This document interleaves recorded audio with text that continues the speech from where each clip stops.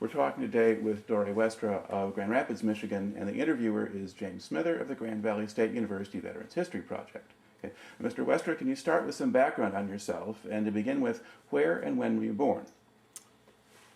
So I was born in Michigan, right here in Byron Center. My dad was a teacher, and his first job was the principal of the Christian school there. Okay, and what year were you born? 1925. All right. And then how long did you stay there? We stayed there until I was 4, and then we moved to where Grand Rapids, or Detroit, and Grosse Point come together. Mm-hmm. And my dad had a school there. Okay, and then how did he move around a lot, or did he stay there for a while? Stayed there, and I stayed in the Detroit area until I was 18 and was drafted into service. Okay. And how many kids were in the family? 3 kids. I was the oldest, 2 brothers. Okay. And was your father's job a relatively good one to have in the 30s? Because that's the Depression and all that. It was a very bad one. Okay. He taught for quite a bit at the time with no pay. Oh, well, that kind of thing. He had plenty of work, just not a lot of money. Okay. Right. Now, do you remember how you heard about Pearl Harbor? I think from the paper. Okay. Yeah.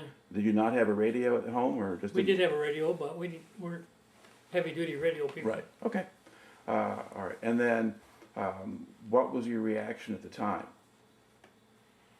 Well, I think that along with most of the people in those days, I was very patriotic, and I wanted to get going right away. And I turned 18, and I got drafted, and I was in. Okay. Did you consider, enlisting early? Because you could get in at 17 if your parents let you. No, I didn't consider that. Okay. But you, now I guess before Pearl Harbor happened, were you paying much attention to the news in the world and what was happening? No, I didn't. Okay. So a war starting was kind of a surprise then? Right. Okay. Now, over the course of the next couple years, did you pay a lot more attention? Well, yes. Okay. And did you think about what branch of the service you would want to be in, or were you going to let Uncle Sam decide that for you? Yeah, I thought about being in the cavalry, but of course I didn't have any background for that, and because I was a carpenter, they put me in engineers. Right. Now, cavalry at this point was also, were you looking for horse cavalry, or, I didn't know what I was looking at. Yeah. I was a dumb kid. Okay. Because they actually make the final transition out of horse cavalry into mechanized right around the beginning of the war. So Right. could have been either way. Okay. I was actually thinking horses, yes. Okay. All right. Now, so when did you get your draft notice? Was it right after graduation or before? No, my birthday was on February 22nd, and right away I got the notice. Right. And so I went in and told them who I was and what my age was and everything. But I had been working. I hadn't been going to school then. Okay. I had been working doing carpenter work. All right. And did you finish high school, or did you leave early? I left early. Okay. And the reason for that is because of the Depression. My dad's had been in business with another guy doing contracting, and this other guy went bankrupt, left my dad with the bills. My dad did not believe in going bankrupt, and so he took me out of school, and I helped pay off that debt. Okay. All right. That's definitely a sign of that particular time. Okay. So you had practical work experience at that point. Now, what kinds of work had you actually done for your father then? Well, I started working with my father, $1 a day, Mm-hmm. and then when the war started, he was patriotic also, and he had taken a 3-year course in diesel engines in 1 year, and he went to Ford Rouge plant and taught sailors diesel engines. Okay. All right. But when you were working for your father, were you just doing kind of general carpentry, or? mostly home building. Okay, home building. All right. So real construction then on some Right, level. yeah. Okay. All right. So you get the draft notice, and so when do you then report for training? I went in June. Okay. And where did you go first? I got on the train and they drove all the way went on the train all the way to Camp Claiborne, Louisiana. Okay. And then where in Louisiana is that? What part of the state do you think? It's kind of in the central part and it's toward the south. Okay. And There's what? a city there and I can't think of the name of it. Okay. And what kind of country was there? Was it swamp or hills or? It was kind of a dry country, mostly rural. They had pecan trees. Okay. Okay. And did Camp Claiborne have a particular specialization, or was it just a general training camp? I think it was a general training camp, although we had a place where we learned how to build bailey bridges and pontoon bridges and stuff. Okay. Well, when you first got there, what kind of training were you getting? Up, 2, 3, 4, up, 2, 3, 4. Okay. So you learned how to march. Yeah, we did. All right. And what else were they? So the base. You had a regular Army basic training then. Right. So you learned to march. What else do you do? Yeah, they taught us how to shoot with an M1, and when we shot for the record, I was on guard duty after that day, and a guy came walking by and he said there are a couple of lucky bums, they won furloughs, and he said one of them was Westra. Mm-hmm. So I hot-footed over the battalion headquarters and found out that I was the second highest in the battalion, and I won a 10-day furlough. Okay. Now, what could you do with a 10-day furlough? I went home. How long did it take to get home? Well, it took a day and a half or so, and so I didn't have a whole lot of time there. Right. But yeah, day and a half, and then I was home for a few days, and then I came back again on the Okay. train. All right. And how much emphasis did they place on discipline and following orders? Well, quite a bit. I got in trouble about that. Okay. Can you want to explain that? Well, every morning we had to go over the area and police the area and get it all picked up, and cigarette butts are mostly the thing that you picked up, and I didn't smoke. I didn't think it was fair for me to pick up somebody else's cigarette butts. So I lollygagged and got in trouble with the first sergeant. Okay. And what did the first sergeant do with you at that point? He tore his hair for a while, and then he asked me if I was willing to take training as a dispatch rider, Okay. and I jumped at the chance. So I went the first day, and the other guys who were doing that training had been there a couple days already, and they all had ridden motorcycles at home, Mm-hmm. and all I ever rode was a bike. Right.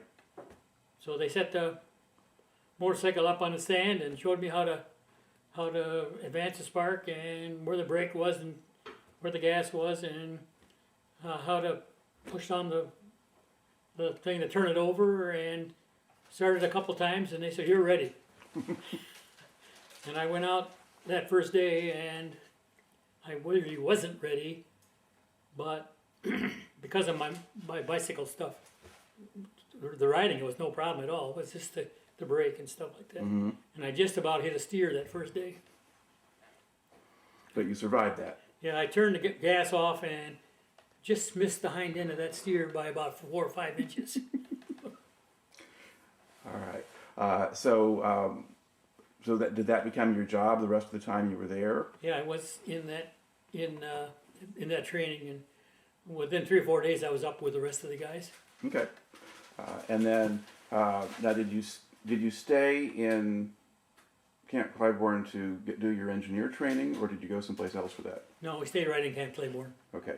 And then once you started that, did you keep up as a dispatch writer too, or? No, when we moved out, Okay.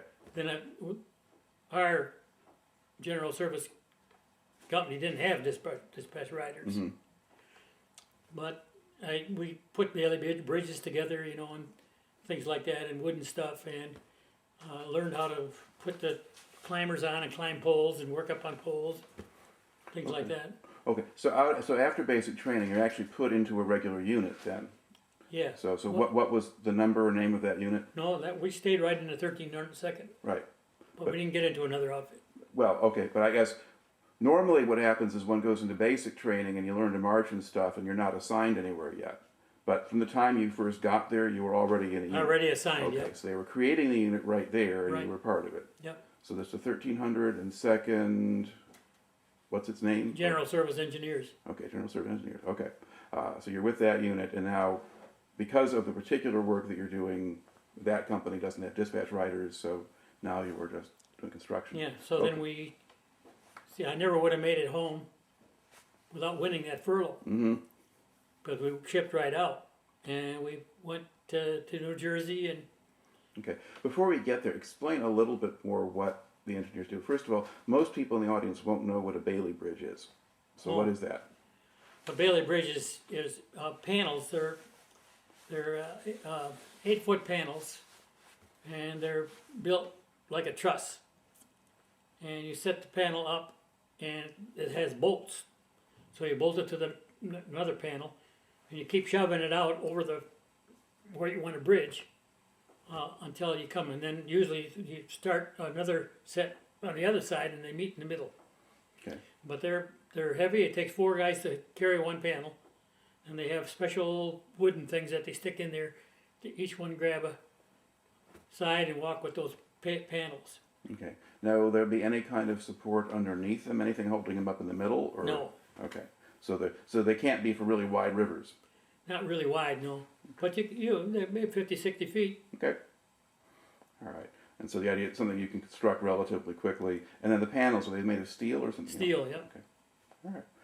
And then were there other kinds of bridges that you worked on? Well, the or? pontoon bridges, we blew them up and built over top those. And actually, in the combat, we never built a Bailey bridge. Mhm.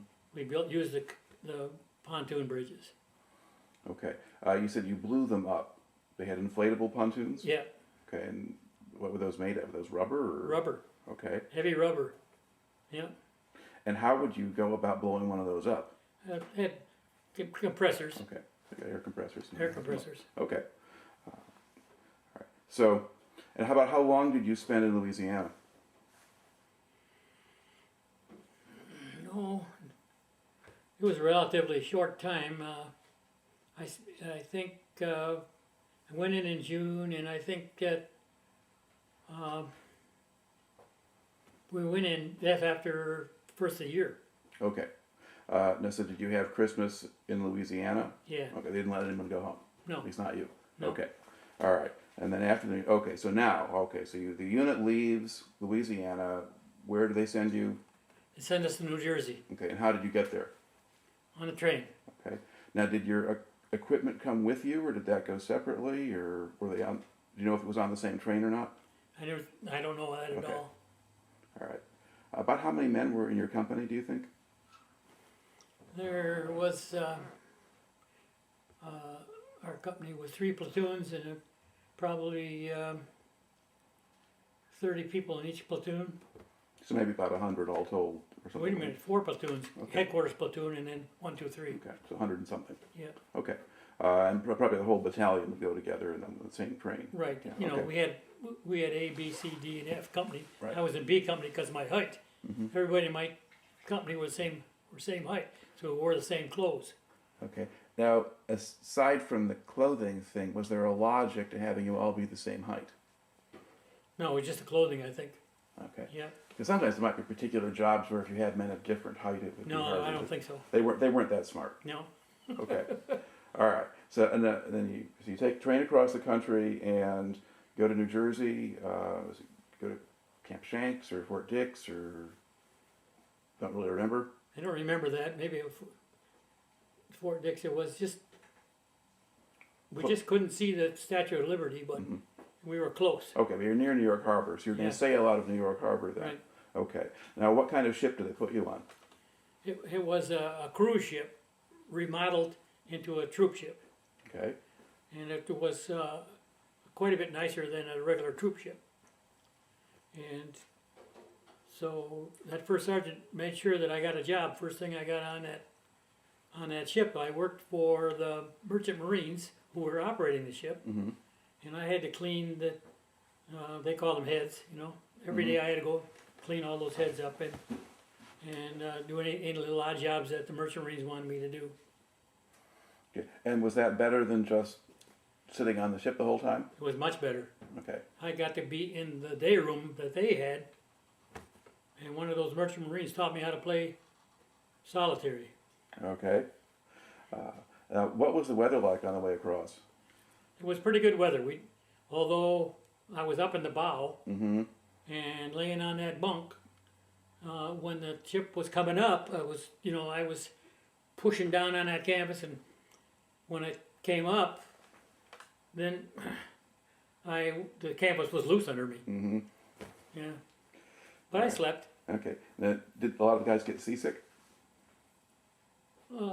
I don't know if they got seasick or not. I got uncomfortable, but I never got threw up or anything. I just was a little uncomfortable. Okay. Well, sometimes the big cruise ships are a little bit better for that kind of thing Right. than a Liberty ship or something like that. Right. All right. Now, did the ship sail by itself, or was it in a convoy? It was in a convoy. We went way up north to try to avoid subs. Mm-hmm. And did you zigzag back and forth as you went? Some, yep. Okay. And could you see many of the other ships in the convoy, or? Yeah, we could see them in the distance. And did you have any U-boat scares while you were going No. across? Okay. We did. All right. And then where did they land you? We landed in Wales, Okay. and we unloaded at Wales, and they brought us to a impromptu camp with 6x6 tents with wooden floors, and it was mud, solid mud. It was in January, Mm-hmm. and we could see the town, and we wanted to go to town, but so we had to sneak out of camp to go to that town, and so the guys took me to a pub. And I'd never been in a saloon or a pub or anything in my whole life, and so they wanted me to get a pint of beer like they were getting, and I said, well, I don't drink. And so they got cider. So I got a pint of cider, and I'm drinking on this cider, and all of a sudden I noticed my skin on my forehead was getting real tight. And so I asked about that, and he said, oh, we forgot to tell you, that's hard cider. Right. So that's the closest I've ever been to being drunk. All right. Now, but they didn't have MPs wandering around the town No. to take you back or No. anything like that? Okay. Now, you initially set up and you're just in these tents on the mud. Now, did you build barracks for yourselves or anything like that? We were only there for a few days. Okay. So where did you go next? Next we went to Cardiff, Wales. Okay. And just outside of Cardiff was a big depot. And then we went to that depot, and we had 6x6 tents there too, but it wasn't muddy. Okay. But you didn't build floors for them or anything like that? No, we didn't. That was all built when we got there. Okay. Now, did you sleep in cots or just in sleep? On cots. Okay, so that's not quite on the Yeah, on the those ground. fold-up cots. Right. Yep. Right. Okay. Now, once you were there, now what were you doing? Then we went to work right away. We worked 12 hours a day. 1 week we worked nights, one week we worked days. Okay. And what were you doing? So we were unloading and loading boxcars, English trains with cranes, and I got to be a crane operator with a couple of cranes. One little puddle jumper crane that just use little things, and one 30-ton crane. Okay. And was this just general cargo for all different? The Bailey Bridge panels. Okay. To So pick them up, put them in there, and all that kind of stuff. so you were just loading your own equipment, or did you load other people's equipment too? Not our own equipment, for the invasion. Right. Okay. So for the Normandy invasion. Yeah. Okay. Because this is early 1944 now that we're talking about, so we're all preparing for that. Right. Okay. Now that so about how long did you spend in that place? Well, several months we were there. Several months doing that, and kind of a funny thing about the guy in our squad. He was the router. He was route the cars, and every once in a while, when our foot lockers got a little empty, he would put a food one through, and we'd have juice and stuff in our food lockers out of that. Yeah. All right. Now, while you're there, now do you get to go into town regularly or occasionally? Yeah, we could get a pass to go to Cardiff. Okay. And if the guys who went without passes, we'd pick them up with the crane and set them over the fence. And then when they come back, we pick them up, bring them in again. All right. Well, since you're not sitting around drinking beer in the pubs, what would you do when you went to town? Well, I went to the movies once in a while, and I met a couple of girls. They have a day like we have Poppy Day. Mm-hmm. We're doing that, and they were about my age and invited us to come to their house, Mm-hmm. and so I made friends with that family, Right. and so I went there, and a lot of times I didn't go to town either because I was not a person who went for the fun. Yeah, you were not a carouser. I wasn't that time. Okay. That's the word. Okay. Now, did you think to look for a church there or anything like that, or did you just No, not worry about that then? we went to the chaplain. Mhm. Yeah, went to the chaplain. Okay. Now, did you go into London? I didn't get into London. Soon when we left there, we went down south.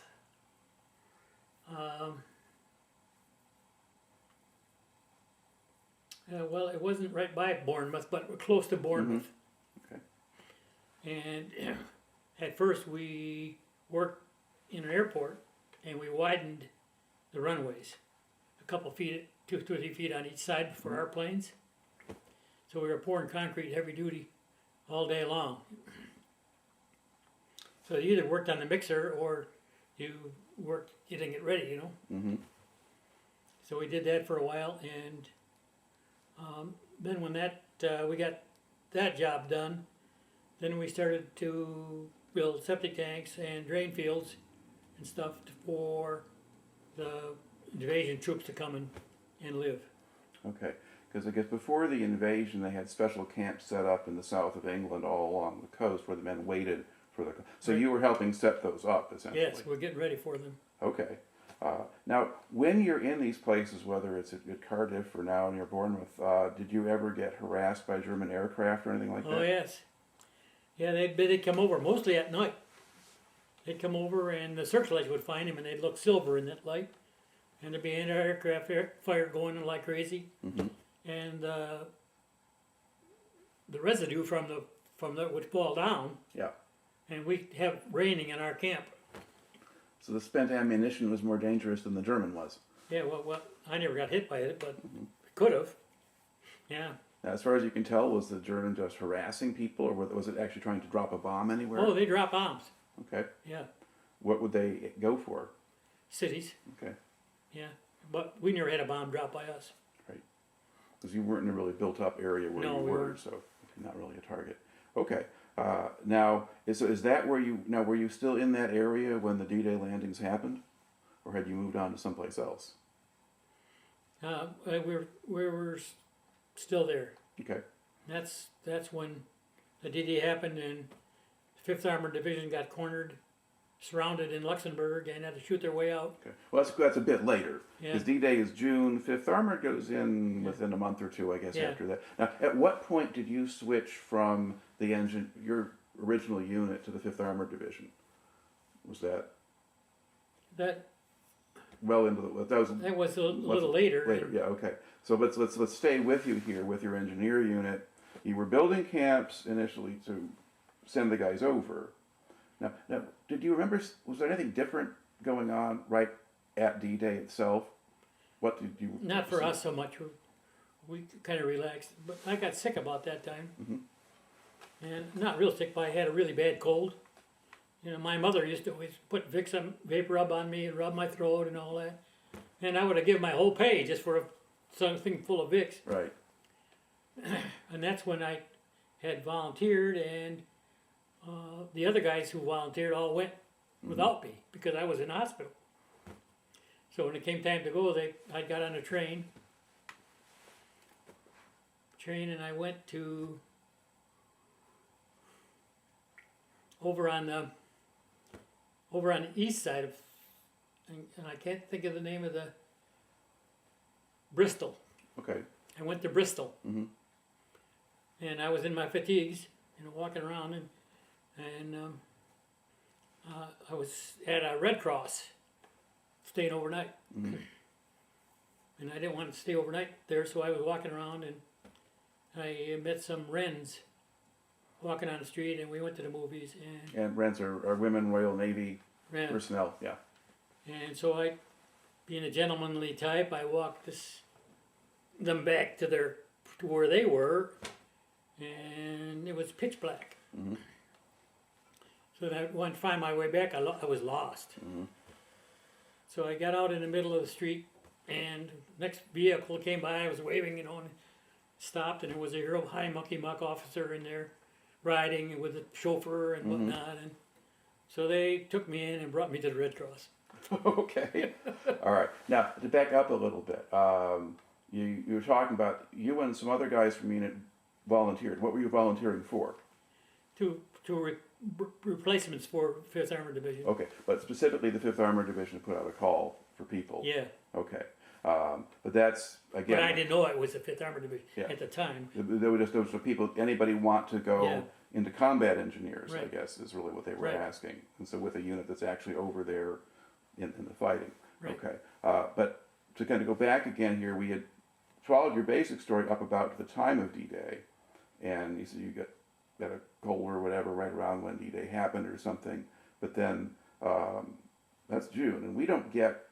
I mean, the fighting in Luxembourg is Battle of the Bulge, and that's like in December. No, it's not. It's before the Battle of Bulge. Okay, so when we first got in there, and that's going to be, with the Luxembourg, it could be September, October, November.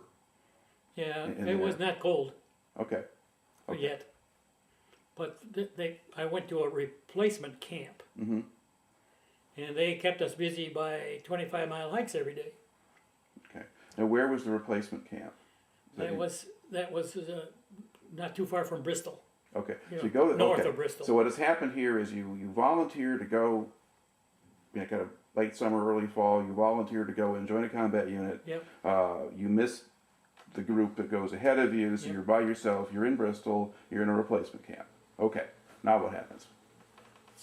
So I would, being a kind of a rebellious type, I would wait till the end of the line, and everybody was going to this hike. When we get around the curve, then I would go into the country and visit the farmers around there, and check on their cattle and how they process the milk and all that, that kind of stuff. And then by the time that they come back, then I'd come back into camp again.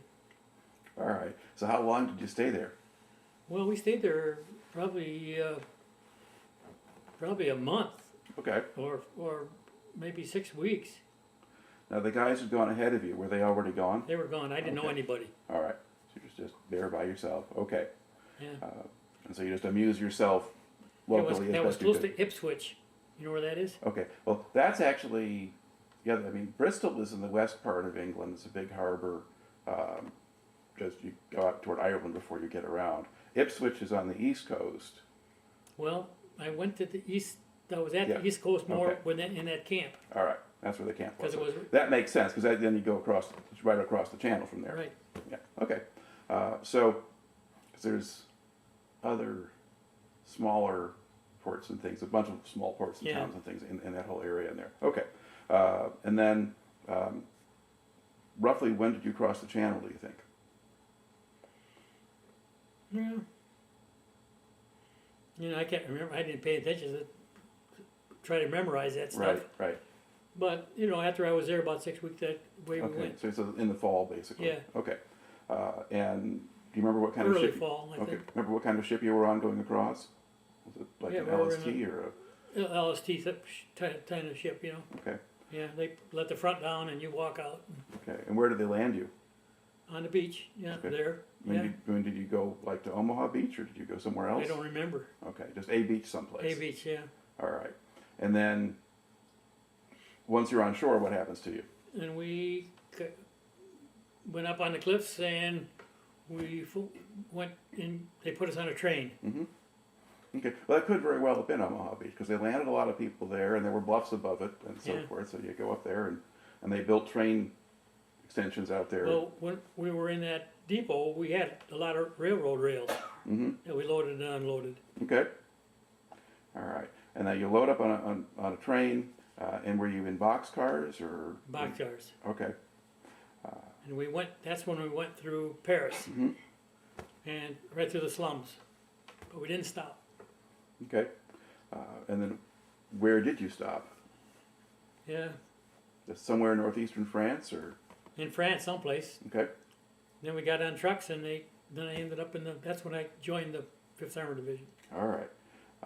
And now, were you joining a combat engineer company now? Was that the? Yeah, Okay. And what was going on with the unit when you joined it? they had been licking their wounds. And so we got built up a little bit with more personnel. Mm-hmm. Then we headed towards the Rhine River. And we would come, and our job was to clear minefields and to go up and if to blow a bridge if it needed to be blown and things like that. Mm-hmm. And we went to a German camp where we didn't know the Germans were out of there, and it was a place where they had a tower built up and they used for radio communication. When we got there, we went into the barracks, and on the tables, the food was still there, not rotten or anything yet. Mm-hmm. And then we had to go clear out that radio tower, which we didn't know if anybody was up there or not. So we took turns going up floor by floor, being the first guy up. So that was scary. Okay. So the tower, was it enclosed then? It wasn't just a No, it's framework? closed, yeah. Okay. And about how many stories was it, or how tall was it? Well, 5 or 6, Okay. yeah. Yeah. All right. Now, I guess at different times I'm trying to sort out as best I can the chronology, but this is still late '44 that this is happening. You haven't gotten into winter yet? No. Okay. All right. So in this area, then the Americans were kind of pushing up onto the German frontier, Yeah. and were they getting into the Siegfried Line fortifications and things like that, or was it just No, we were past that. okay? Yeah, I remember seeing the ruins and stuff of that. Yeah. Okay. And now at a certain point, because in the fall '45, I mean, eventually we pretty much stop advancing, and the Germans attack in the Battle of the Bulge. Well, the Battle of the Bulge came, yeah, and then we were in by Eupen, Belgium. Okay. That's where we were camped in a farmer's field Mm-hmm. in pup tents. And every day we had to get up and we had to, our company was designated as to keep the roads open Mm-hmm. for the battle, to keep the materials going up for the Battle of the Bulge. Right. So we worked all day filling crater holes and all that stuff, keeping the roads going. Okay. Now in that area, were the Germans making bombing raids, or was there artillery, or? That was artillery, Okay. 88 guns. So you're close enough they can be bombarding some of the places you're at. Yeah. Now, did your unit itself come under fire, or were you usually safe? We were some artillery, Mm-hmm. but not any small arms fire or anything like that. So we were in a little town, no people were in it anymore, and I was on guard duty, and all night long we had artillery would land shells on one side of town, then the other side of town, and there was a horse, and wherever the shells came, he'd run to the other side, you know, so you could hear his hoofs clattering, and Mm-hmm. he never got hit, but he went over there, and then during the day, we had shells coming, and I could see the shells hit the ground and explode, and some GI was out there, and he was running across that field. Every time that would come, he would dive in a crater hole, Mm-hmm. and it would go off, and then he'd jump out and run again, and they followed him with that 88 gun, but he made it. All right. Now, how long did that situation go on, do you think? Well, then we got sent from there to blow a bridge. Okay. So we went to the blower bridge and we had TNT in our packs, in our backs, you know. And we went up and we dug in for the night, and we dug foxholes. And then we went up a little more, a little more, a little more, and to get to that bridge. Well, just before we got there, the Germans blew it up. So we went for nothing. But one of our trucks then had gone up, and the evidently the Germans could see them because they zeroed in on those trucks. Mm-hmm. And one of my buddies ran up there and backed that truck out of there under fire, and he got a medal for it. Mm-hmm. Also, at the same time, the truck was burning in the back, and had a lot of gas cans in it. Mm-hmm. And he went up there in the fire and threw all the burning gas cans out. Okay, did he get hurt? He didn't get hurt. His hands got a little messed up, but that was pretty hero type person, and he got that truck out of there. Okay. Now, at this time, do you remember anything about like just how cold it was, or anything like that? If you're sleeping outside in foxholes or things like that, was it? Yeah. Well, then when the Battle of the Bulge was going on, that was in December. Yeah. And we were in that farmer's field in a pup tent, and we never got undressed. We just took our shoes and jackets off, and put the shoes and the jacket in the bed with us so that it wouldn't be freezing. And in the morning, we had to knock the snow off the pup tents. All right. And did the guys have problems with frostbite and that kind of thing? None of that, Or no. heat get in trouble with? No, we kept warm. Okay. It wasn't like you weren't stuck in a hole in the ground the whole time, at least. No, we didn't even have foxholes. Okay. Now, would you ever go and just sleep in the houses rather than in tents? Or? Well, the farmer still lived in his Okay. house. And so 4 or 5 of us would go in the evenings and sit in the kitchen there, and he had cognac. Mm-hmm. And the guys would drink little shots of cognac, and they also, I didn't taste, that junk was not for me. But they had a daughter there who was 16 or 17, and she couldn't talk English, and I couldn't talk French. And so we had a French-English dictionary, and I would write, and she'd look it up in the French part. And then she'd write, and I'd look it up, and so we conversed that way, or make sign language or something like that. Yeah, so that's what I did in the evenings there. Mm-hmm. Yeah, and the boy, Germans had come through there and tried to conscript all All the young available men. kids, but they hid him in a potato bunker in the field, like a cave, Yeah. So he didn't go, and the father was only maybe 5'6" or 7". And he was soccer player for the Belgium national team. Wow. Yeah. Okay. About how long do you think you stayed in that area? Oh, we stayed there several weeks. Okay. And we worked on that, keeping those roads up all the time. We'd back up to a house with the truck and throw all the tile off to use to fill the craters, Mm-hmm. And when those men came out, after the Battle of Bulge was won, there'd be 3 or 4 guys in a half track, and they were exhausted. You couldn't get them to smile or anything. You couldn't even get them to wave at you. Mm-hmm. It was pretty tough. Okay. Now, did you see any German prisoners at that point coming out of there? Oh yeah, prisoners would come, and toward the end of the war, it was old men and young kids. Mm-hmm. They'd have their hands up like this on their heads and come out. But that's when you're going into Germany at that point. Germany, yeah. Okay. All right. But I guess after the Bulge is over, in January, February, we start pushing forward again. Right. And now, did you go to a different sector at that point, or did you? We went up to the Rhine River and stopped. Okay. But did you go like north up to the Netherlands and over, or did you just go straight east, or not? Straight really? east, I think. Okay. I'm not exactly sure how that went. Yeah.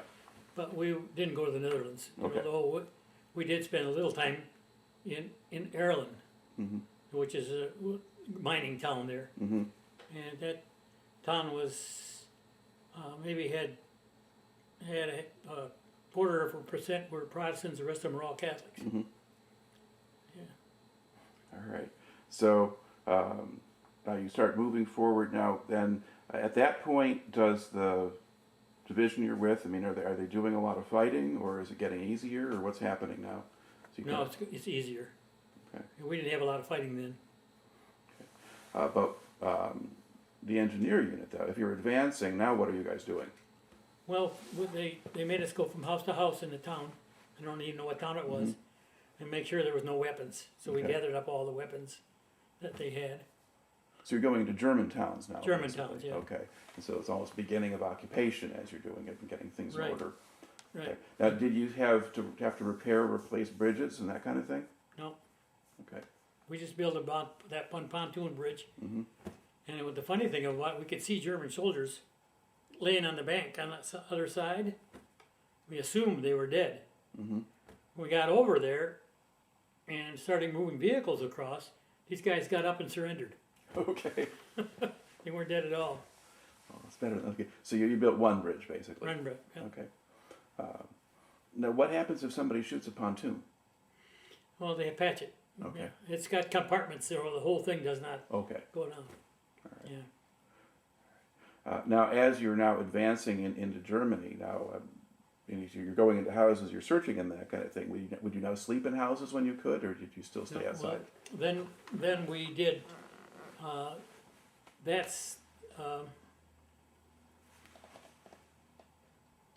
That's about the time that I got transferred from the 5th Armored to the 2nd Armored Division. Okay.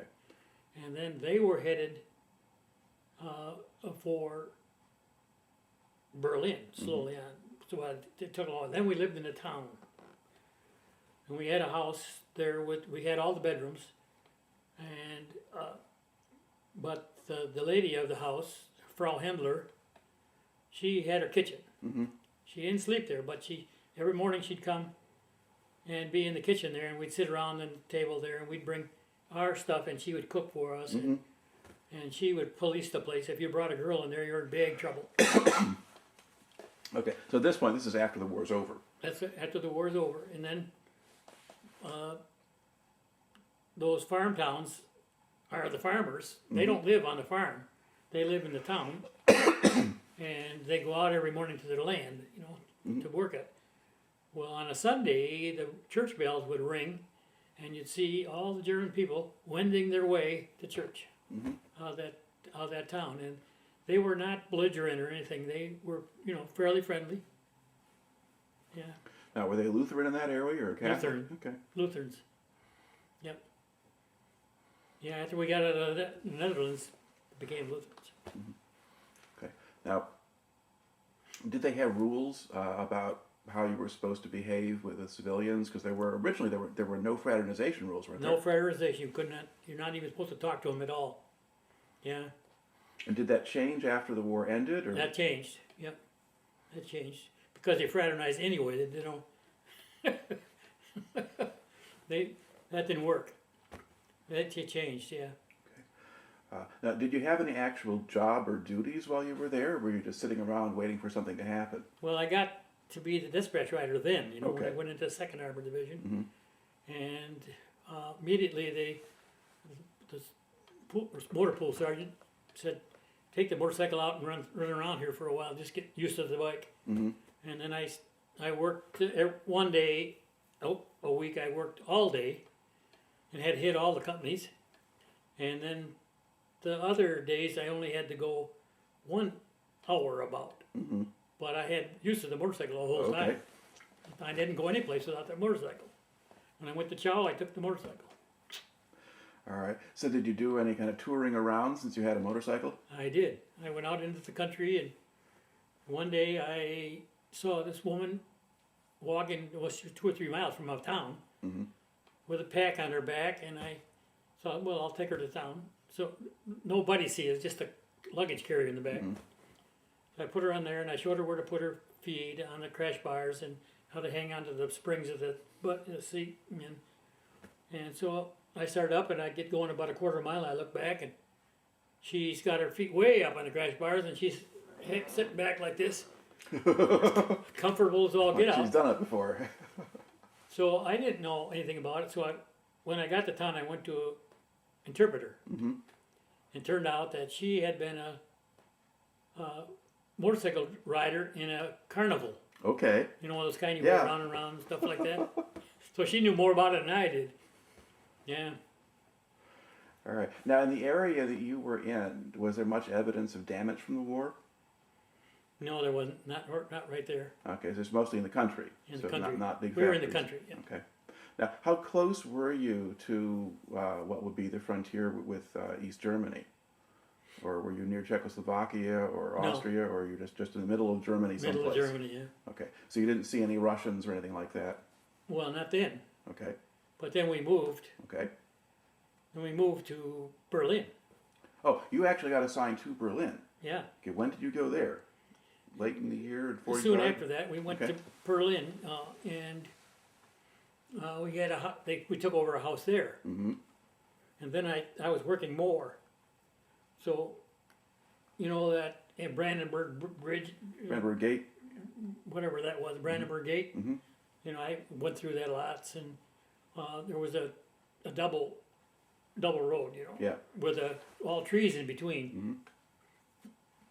So I went there, and on one day, had delivered my dispatches, and I was headed back to where I lived, and I was coming down that divided highway, and there were 6 ambulances, and I was passing them, and I had somebody else's bike, and the brakes were not that good on it, because mine was being fixed about something, and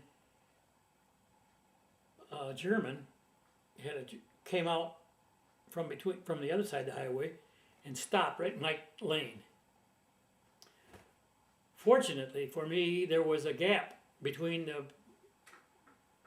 the ambulances, so I could wheel in and wheel out. But I was a little bit perturbed about that, so I waited till he came around the corner, and I stopped him and start yakking at him about that, but he couldn't talk any English, you know. Finally, I got real frustrated. I reached in there and I took a hold of his hat. He had like a fedora. Mm-hmm. I took the hat and jerked it down to over his ears and let him go. All right. Now, what did Berlin look like at that point? There was quite a bit of damage there. Not the area we were living in so Mhm. much, but more toward the center of that town. Mm-hmm. And so we just stayed, you know, away from that. But we had free access to the Russians. Mm-hmm. And so some of our guys would do black market stuff. They'd take cigarettes and whatever, and watches especially. The Russians were crazy about watches, and sell them. And so I toured around in the Russian zone some too. And the one day I remember distinctly is that I got a flat tire on the back wheel. Well, there was a Russian officer walking by. He saw my plight, and so he couldn't talk to me, but he held his finger up for me to wait, you know. So he went down about a block and a half, and he came back with a German guy with a toolbox and a pump. Mm-hmm. So this German guy fixed my flat and pumped it up, and it was good to go. Yeah, So at that point, the relations with the Russians seemed to be pretty good. yeah. But the Germans hated the Russians. The Russians were very rough. Yes, they were. They would, if a girl was walking and they were attracted to her, they would take her behind a hedge and throw her down and rape her. So when we first came there, all we saw was real old women and big fat women. And come to find out, they really weren't fat. They were all pillows and stuff, you know, to make them look fat. Okay. Now, was Berlin getting organized at that point into sectors? So was there an American sector that you were based in, or No. was everyone just kind of everywhere? I think we were in American sector, but Yeah. it wasn't. There was no. You could go any place you wanted. Okay. But the women who were kind of in your sector or farther away from where the Russians were camped, were they a little bit freer or safer? Or? They stopped doing that. Yeah. In our sector, yeah. And they would have dances, Mhm. and some of the German women would come to the dance, but not near as many as GIs. Mm-hmm. So if you wanted to talk to one or anything, you had to be able to dance, to cut in and dance. You know, well, I never danced a step in my life, but I cut in anyway. Mm-hmm. And I talked her into coming and sit down, you know, and so we sat on the bench and watched. and we pantomimed, and by this time I learned a little German, Right. and so I made friends with her, and we would go walking in Berlin, but she would never let her get close to her house, because she didn't want her mother to know she had anything to do with Americans, because her dad was a heavy-duty Gestapo guy with a red swastika tattooed on his chest. But they didn't know where he was. He was either killed or... Okay, or hiding somewhere or something. Yeah. Okay, yeah. Now, most of the time, did the Germans now just act like, they'd never been Nazis, or? Yeah, they did. Yeah. Okay. Now, I guess when you're talking about, black market and things like that, I mean, if we had stuff the Russians would want, what did they trade for? Money. Okay. Our money. Oh, okay. They had our government money, All right. And they hadn't been paid for the whole war, so they had a lot of it. The only difference was they had 1,000-mark notes, and we just had 100-mark notes. So that wasn't a problem for me, because I didn't do that kind of stuff. But one guy in my company did, and he had 2,000-mark notes. So when we were on the way out of Berlin and going through the Russian area, I had the bike. So he said, "You go into town and see one of the Russians and see if you can get it changed." And so I went to the town and met another officer, and I pantomimed and stuff, and so he figured it out, and he said he could do that. So he gave me 100-mark notes for those 2,000-mark notes. Well, then I asked him about eggs, so I could get any eggs. So all we had is powdered eggs. He said, "No, you can't get eggs. No eggs in this town." And I didn't believe him, so I went to the farmer. Farm lady came out, and I told her what I wanted, Aya. And she said she had them, and so she boiled up 2 dozen eggs for me, hard boiled. So I had them on my bike, and then I went back to the convoy, which they were kept on going. I caught up to them, and then my buddies in the trucks and half tracks, and I was throwing them hard-boiled eggs. Hard-boiled eggs. All right. Now, about what time of year was this now? Was this getting to the end of 45? Or? Getting toward the end, yeah, because it was. It was toward fall. We were headed toward Stuttgart. We stayed in a Red Cross area by Stuttgart a couple nights, and then we headed back and went to Marseille. Okay.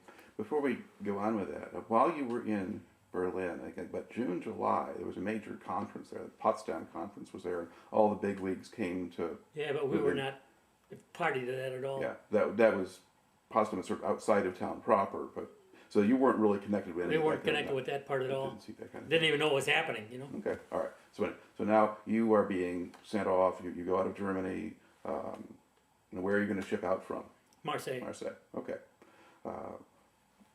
Did you have to wait around Marseille for a while, or? We did, and we were not allowed to go into Marseille at all because it was really rough, and they would knock you over and take all your money and stuff like that. So we weren't allowed to do that. Instead of that, we had it wasn't a Red Cross, but it was a place where you could play ping pong and stuff like that. I went to one of those places and wanted to play ping pong. I thought I was pretty good. At home when I was a kid, I was pretty good at ping pong. So there was a girl in there, and I said, "How about playing ping pong?" She said, "Okay, if she can speak English." She said, "Okay, if you don't mind being beat." So I didn't believe that for a minute. But boy, did she clean my clock. Oh, she could play ping pong like you wouldn't believe. Yeah. Oh, okay. She was French, though. Not She was French. Not American. Okay. All right. So, Bangor, okay, then they load you up on a ship and send you back to the States at that point? Yeah. Okay. We had a Liberty ship. Now you're in a Liberty ship. And you're crossing the Mediterranean and the Atlantic in the winter. And I never even knew that we were going to go by the Rock of Gibraltar or anything like that. And I must have gone on that night because I never even saw it, Okay. And what was the weather like out in the Atlantic? Well, not too bad. Okay. Yeah. But I was more uncomfortable on that Liberty ship. Yeah. And about how long did it take to get back home? 6 days, something like that. Okay. Yeah. At least you weren't zigzagging anymore. No, zipping right along. Okay. And then where do you land in the States? We're back where we could see the Statue of Liberty this time. Mm-hmm. That's what we got on, and then they put us in. From there, we didn't even stay overnight. I don't think we loaded us right on the trains, and I went to Indiana. Camp Atterbury? Camp Atterbury. Yeah, that's a big place for discharging people. Yep. Okay, so you get processed out. And so when did you get home again? Well, I got right on the train, and in the meantime, my folks had moved from Michigan, Detroit, Michigan area, to Waupun, Wisconsin. Okay. So I got into Waupun, Wisconsin. I didn't know where they lived, you know. But I knew the address. So I took a taxi. You know, within walking distance, but I had that big old bag. Right. And they took me to my parents' house, and I went there. And my mother and dad were both gone, and my brother, middle brother, had a bad cold, so he was home. So he could let you in. Yeah. All right. Now, once you're safely back in the States, you're out of the Army. Now, what do you do? Then I got a job right away, back into carpenter work. Okay. And then did you stay in that or go on to other things? Stayed in carpenter work, and we were building a ladder factory right there, and they didn't have ready mix in those days. Had a big mixer, and 2 or 3 guys worked on a mixer, and I was wheeling. And they had to pour the walls. We had to go up a ramp and dump into the wall. Well, the boss was up there with a rod with a hook, and I'd run like crazy and go up that ramp, and he'd hook it and pull me up the rest of the way. And I dumped that off. Well, once I was dumping, and I lost it, and the wheelbarrow kept on going, and so I was gonna fall in there, so I made a broad jump and jumped across. I never knew I could jump that far. Yeah. Did you decide then it was time to find a different line of work? No, I kept working for him until my dad asked me if I could take off a day and help him do a job. And by that time, he had a Ford tractor dealership. Okay. Along with another guy. So I was heavy duty I wanted to be with my dad really bad. So I asked the boss, and he said, "No, can't do it." So I quit. Then I went on my own, and I started building pig pens and fixing corn cribs and roofs and all that kind of stuff. Okay. And so basically, do you have essentially a career mostly as a carpenter, or did you? I did. I stayed into that until I got married, and the work in the wintertime was slow. So my father-in-law said, "Why don't you come to Corsica, South Dakota, where we live?" And he is an electrical contractor. And so I said, okay. So I went to work for them doing electrical work, which I knew nothing about. And we worked on the farm places where they just had kerosene lamps and gas lamps and stuff like that, and rewired the house and the barns and everything like that, and run the wires over top. And so I started, and my father-in-law was not a teacher. So finally, one day, all of a sudden, it came to me what I was doing and how and so I just learned on my own. Well, then my father-in-law wanted to build a house instead of rent. So we built a house together. Well, I knew how to build a house. Well, then the general populace around there found out that I could build cupboards. And so I never went back to the wiring. Right. I was building cupboards all over. I'd go to towns, I'd go to their house and stay there and build them right in the kitchen, And my wife was pregnant in March, and I was working in this guy's house. And he kept telling me, "Boy, it doesn't look good out there." He's looking around like this, "It doesn't look so good out there." He was hinting around that I should go, because... Well, then when I had no clue. Detroit, what do we have in winters, Yeah. So I said, well, I better go. It must have been 3:30, quarter to 4. I couldn't even get out of the yard. So he got his tractor out and pulled me out, got me on the road, and I'm going down the road toward Corsica, and fortunately a guy with 4-wheel drive was ahead of me, and he made tracks, and I got through. Made it back. Well, then my wife was due. She wasn't having pains or anything, but the relatives kept saying, you better go to the hospital, which was 40 miles away. Mm-hmm. Oh, I can't think of the name of that city, where the Corn Palace is. It's like Mitchell or something? Mitchell, that's There you it. Went to Mitchell. So I went to Mitchell, and it was a Catholic hospital, and got her in there and everything, and she wasn't doing anything, so I stayed overnight, and I laid in a little alcove on a Davenport, and one of the nuns came and covered me up, and well, then she had the baby, and of course I went back to tell the family that we had a boy, and then it was whiteout, and I wanted to go back to Mitchell so bad to see my baby and wife, and they said, no, you can't go, you know. So on a Sunday, I was at my in-laws' house, and I was looking out, and it didn't look so bad to me, so I didn't say anything to anybody. I got in my car, and it was a Club Coupe, 1948 Club Coupe. And I came down through Armour and the other little town, and I came to a swale where the railroad track came through, and I barely made it through. Then I got on the highway, and that was bare, except there once in a while was a big drift. But they were not big through, they were just high, like 3 or 4 feet. So I busted through those drifts, got in the hospital, and you came from Corsica? You better head right back or you're not going to make it, you know. So I stayed about 20 minutes. All right, this tape is about done, so we are gonna. All right, we got to the point in your story when you had plowed your way through all the way to Mitchell, South Dakota to see your wife and baby, and they tell you to turn around and go back. And did you do that, or did you stay? No, I went back, and those drifts that I had gone through were full-fledged lift drifts again. You couldn't even see where I went through there. Mm-hmm. Well, then my carburetor iced up, and you let up on the gas, it wouldn't keep on going. Mm-hmm. I stopped at a station, and he gave me some spray to spray it with, and then I put chains on the back tires.